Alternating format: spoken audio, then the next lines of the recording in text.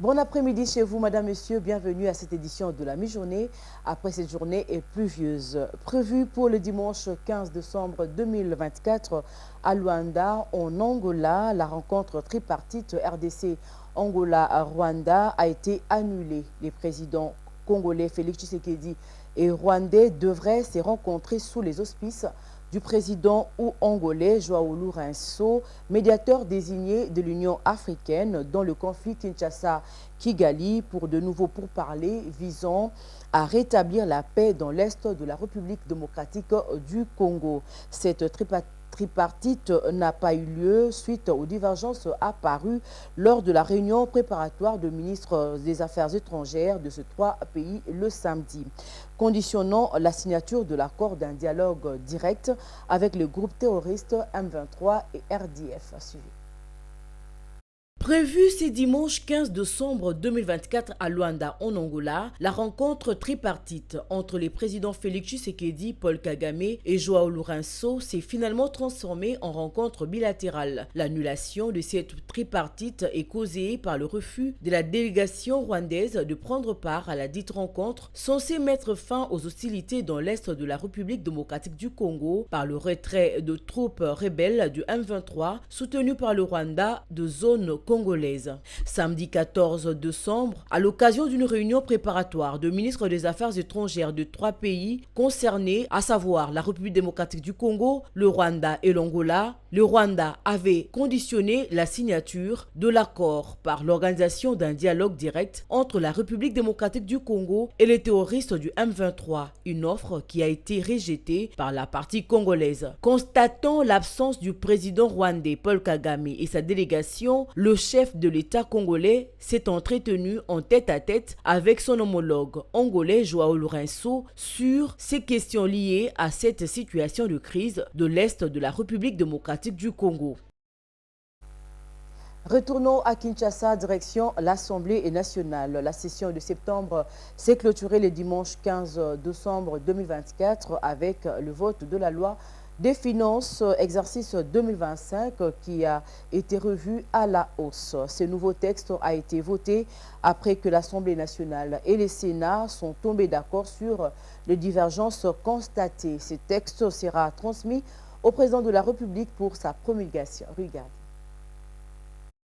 À l'Assemblée nationale, les rideaux sont tombés ce dimanche 15 décembre sur la session ordinaire de septembre 2024. Conformément à l'article 117 de la Constitution, les députés nationaux s'en vont en vacances parlementaires après avoir traité et vidé toutes les matières retenues lors de cette session qui vient de s'achever. Dans son discours de clôture, le président de l'Assemblée nationale, le professeur Vital Kamerhe, a félicité les élus nationaux pour le travail exécuté avec sérieux, assiduité et abnégation durant cette session qui, a-t-il dit, s'achève avec une production législative tant qualitative que quantitative de textes de loi et du contrôle parlementaire. Le speaker de la Chambre basse du Parlement les a en outre invités à saisir la quintessence du contrôle parlementaire qui n'est nullement une chasse aux sorcières ou un moyen de déstabilisation du gouvernement. Le mot du professeur Vital Kamerhe se sont également apaisantis sur la situation globale de la vie nationale en reconnaissant les efforts consentis par le chef de l'État, Félix Antoine Tshisekedi Tshilombo, dans l'amélioration des conditions de vie de la population et pour la restauration de la paix dans l'ensemble du pays, particulièrement dans sa partie est en proie à l'insécurité suite à l'agression rwandaise.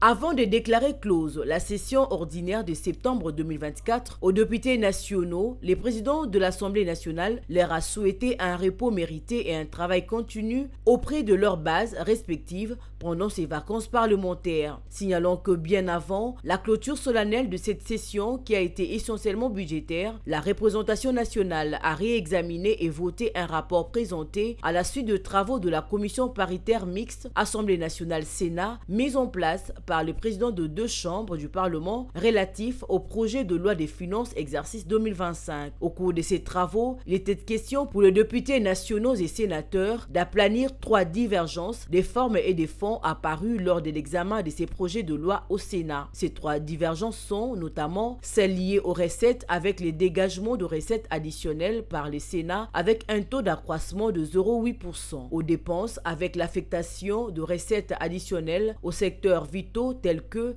l'enseignement supérieur et universitaire, l'éducation, la défense et la santé, conformément à la volonté des élus. Et enfin, celles liées aux 3 amendements apportés sur les articles de cette loi, les articles 17, 78 et 79, sont parvenus à une conclusion commune. Sans débat, les élus du peuple ont déclaré recevables ces rapports ainsi que ces conclusions présentées à l'hémicycle par le député national Guy Mafuta, président de la commission économique, financière et de contrôle budgétaire de l'Assemblée nationale ECOFIN. Par la même occasion, la loi des finances et son exposé de motifs, tel qu'harmonisé par la commission mixte paritaire à l'Assemblée nationale Sénat, a été déclaré également recevable et adopté. Ravi de cette issue heureuse qui apporte à la loi des finances 2025 un budget revu à la hausse pour la seconde fois tout en parvenant à l'aplanissement des divergences, le speaker de la Chambre basse du Parlement, le professeur Vital Kamerhe, a loué le travail de qualité abattu par la commission mixte paritaire et les résultats qui en découlent. Après avoir procédé au vote nominatif de ces textes de loi, il ressort que 411 députés nationaux ont voté pour, 0 contre et 0 abstention.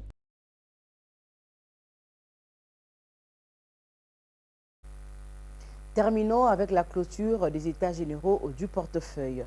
Le recrutement des mandataires au sein des entreprises publiques ne devrait plus se faire sur base de l'appartenance politique, comme c'est souvent le cas. Ils devraient plutôt être recrutés sur base de leurs compétences. C'est l'une des principales recommandations sorties des états généraux du portefeuille qui se sont achevés le samedi 14 décembre 2024 à Kinshasa. Débuté le 9 décembre dernier, ces assises ont été clôturées par la première ministre Judith Suminwa. Retour en image. C'est une semaine intense qui vient de s'achever pour le participant aux états généraux des entreprises du portefeuille de l'État. Ils ont longuement réfléchi sur le mot qui empêche la bonne marche de ces entreprises publiques. Pour bien mener cette réflexion, les travaux étaient éclatés en 6 ateliers. Dans chaque groupe de travail, un thème particulier lié à la vie des entreprises publiques a été passé au peigne fin. Les participants ont entre autres réfléchi sur le cadre juridique et institutionnel, la gouvernance et les contrôle des entreprises publiques. Le constat est sans appel, ces entreprises sont malades. Il faut une thérapie de choc pour le relever. Plusieurs recommandations ont été faites, à savoir 1. Prescrire que la désignation des mandataires publics ne devra se faire sur base des appartenances politiques et exiger de la part des organes spécialisés un profil type tenant compte des compétences et ou des qualifications nécessaires. Pour Jean-Lucien Boussa, ministre du portefeuille, toutes les recommandations issues de ces travaux ne devraient pas rester lettres mortes. Il en appelle à leur application par tous les acteurs impliqués dans ces secteurs pour le redressement de ces entreprises. Après des débats constructifs et des échanges riches, des actes issus de nos travaux qui reflèteront les recommandations formulées devront être exécutés impérativement. Ces actes ne sont pas simplement des conclusions, mais bien plus un engagement commun pour assurer l'avenir de nos entreprises du portefeuille de l'État à travers des réformes nécessaires en vue de leur redressement, croissance et diversification. Ils portent sur les axes, donc les actes en question, portent sur les actes stratégiques fondamentaux qui ont été identifiés tout en répondant aux défis présents et tenant compte des enjeux économiques auxquels le pays fait face. La compétence et l'intégrité doivent être de mise dans le choix des mandataires des entreprises publiques. La première ministre Judith Suminwa a insisté là-dessus dans son mot de clôture de ces assises. La manière de diriger ces entreprises ainsi que leur cadre juridique doivent être revus pour que ces entreprises soient un levier de l'économie congolaise. Les discussions que nous avons eues ont permis de dresser un bilan des défis à relever et de définir des solutions concrètes pour les surmonter. 5 jours de réflexion ont révélé l'engagement collectif de tous les acteurs et toutes les actrices à transformer nos entreprises publiques en leviers stratégiques pour le développement de notre nation. Pour que nos entreprises publiques contribuent pleinement à la transformation économique du pays, il est essentiel de revoir leur cadre juridique, repenser leur gouvernance, moderniser leur gestion et réduire leur dépendance à l'État.